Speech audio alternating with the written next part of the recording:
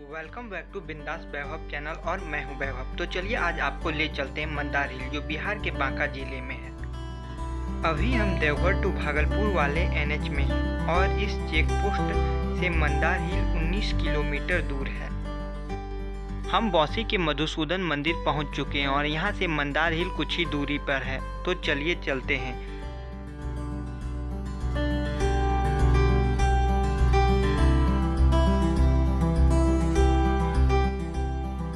तो आप देख सकते हैं हम मंदार हिल पहुंच चुके हैं और यहां दर्शनीय स्थल की सूची पट्ट लगी हुई है।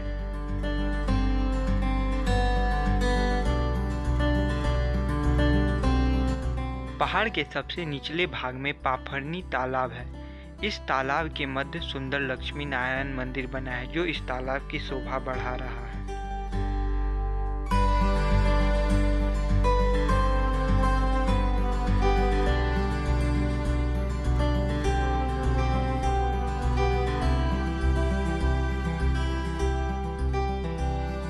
माना यह जाता है कि इस तालाब में स्नान करने से सारे पापों का हरण हो जाता है। मकर संक्रांति के दिन यहाँ लोग विशेष रूप से स्नान करते हैं।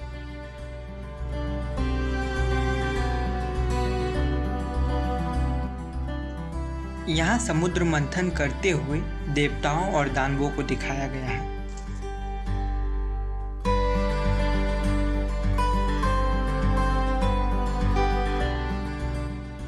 तो चलिए अब हम पहाड़ के ऊपर चलें। कुछ तकनीकी दिक्कत के कारण आज रोपवे बंद है तो हमें सीढ़ियों से ही जाना होगा। तो चलिए चलते हैं। और इस पर्वत से जुड़ी हुई कुछ धार्मिक और पौराणिक मान्यताएं भी हैं जो हम आपको बताते चलेंगे। इस पर्वत के बारे में सबसे प्रचलित मान्यता यह है कि समुद्र मंथन के समय इसी पर्वत का प्रयोग मथनी के रूप में किया गया था और जिस वासुकी नाग द्वारा इस पर्वत को लपेटा गया था उसके निशान आज भी इस पर्वत पे मौजूद हैं, जिसे आप देख सकते हैं।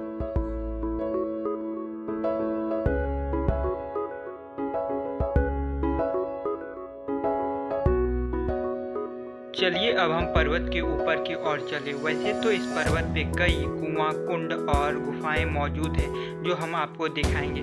वैसे अगर आप थक गए हैं तो यहाँ पे बैठ के आराम कर सकते हैं और फिर ऊपर की ओर चल सकते हैं।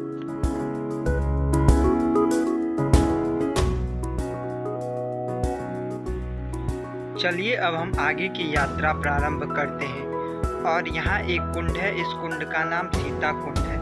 इतनी ऊंचाई पे होने के बावजूद भी इसमें पानी हमेशा भरा रहता है।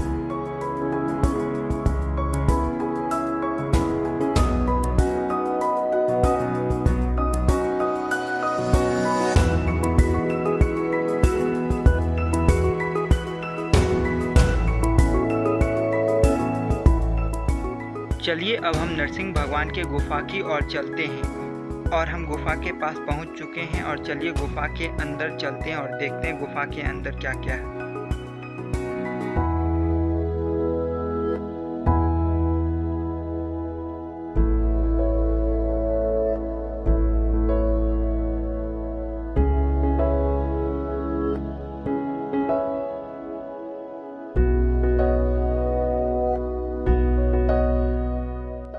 इस गुफा के थोड़े ऊपर एक कुंड है। इस कुंड का नाम आकाश गंगा है और इसमें हमेशा ही पानी भरा रहता है।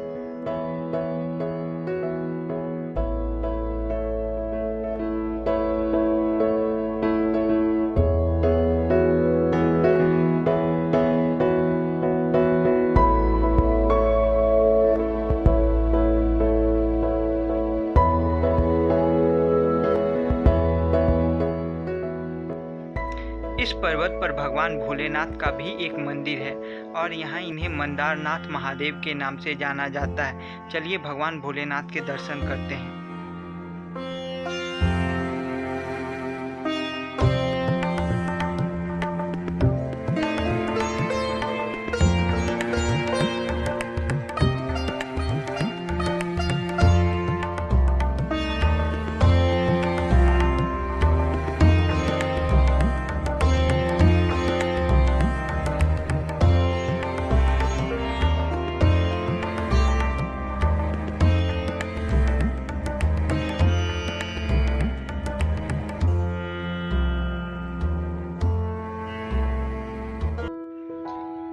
चलिए इस पर्वत के और ऊपर की ओर चले और इस पर्वत से जुड़ी हुई दूसरी कथा भी आपको बताते चलते हैं।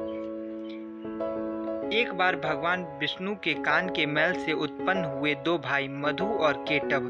बाद में ये दो भाई बहुत उत्पात मचाने लगे तो भगवान विष्णु को इनसे हजारों वर्षों तक लड़ाई लड़नी पड़ी और अंत में भगवान विष्णु ने मधु के सर को काटकर इसी पर्वत के नीचे दबा दी और इसकी वीरता से खुश होकर इसी पर्वत पर इसकी आकृति बना दी। ये थी इस पर्वत से जुड़ी हुई दूसरी कथा।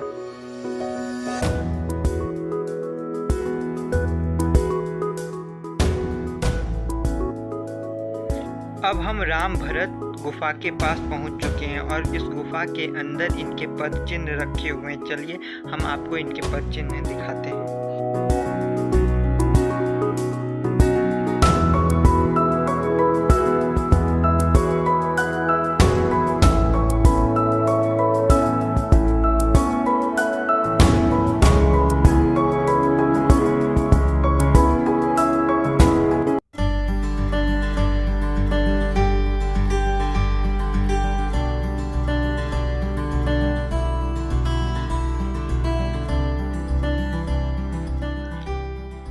अब हम इस पर्वत के सबसे ऊपरी चोटी पर पहुंच चुके हैं। यहाँ एक जैन मंदिर बना है।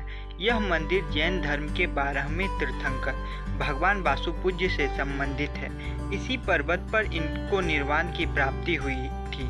कहा जाता है कि भगवान वासुपूज्य चंपा राजघराने से संबंधित थे। चंपापुरी वर्तमान समय में भागलपुर के ही नाम से जाना जाता है।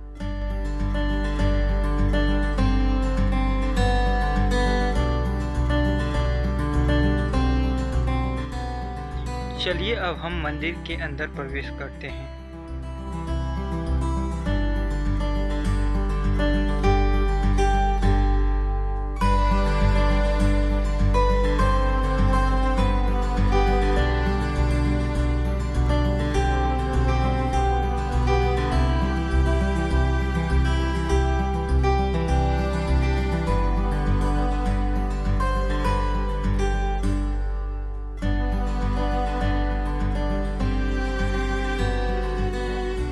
चलिए अब हम नीचे की ओर चलते हैं। Thanks for watching this video.